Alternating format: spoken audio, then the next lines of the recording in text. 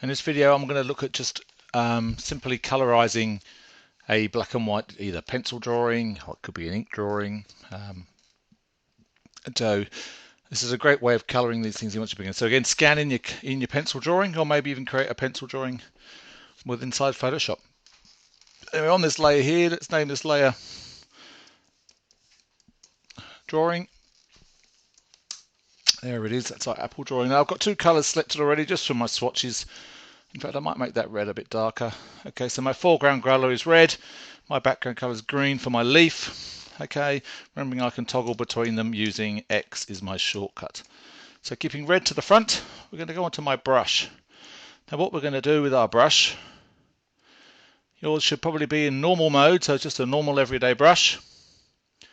If we come all the way down, if we click on our brush there where it says normal in its mode, brush mode, down to color, and let's play around with the opacity. We want to start nice and low, okay, so 20%. The flow we'll leave up to 100% for now. Now what we're going to do is we're going to colour this in, obviously our apple in red.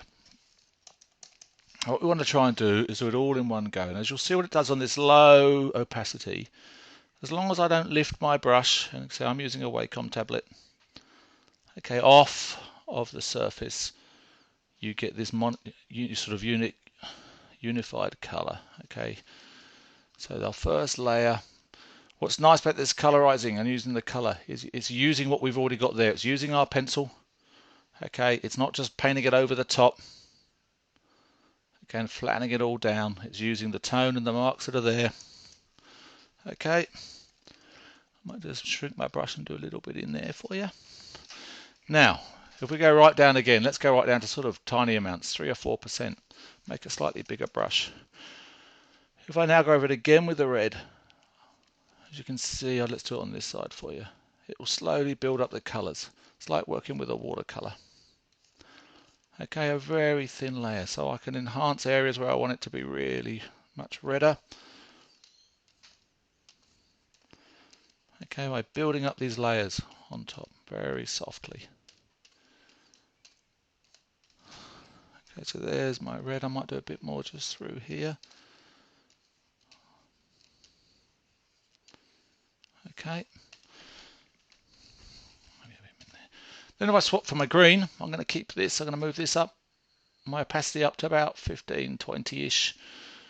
Just so that I start on the leaf, I'm in control. Get a nice green in that leaf.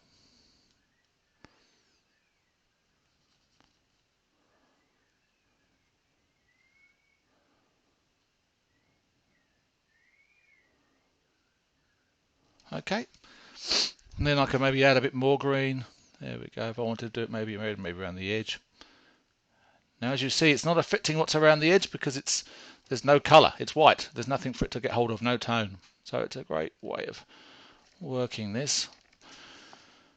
Now if I now zoom out, already that looks really lovely from just a simple pencil drawing. Okay, now almost looks more like a coloured pencil. Now I can still add to this. You know, I can come into my dodge and my burn. So I might decide that once I've coloured it, it's lost some of its contrast. So using my burn, I can bring back some of those darks that I feel I've lost. Might do a bit in the middle there. There we go. So I can bring some of that contrast back that I probably lost by putting this sort of film layer over the top.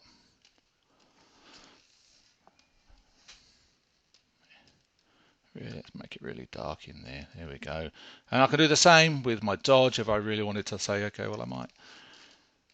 Okay.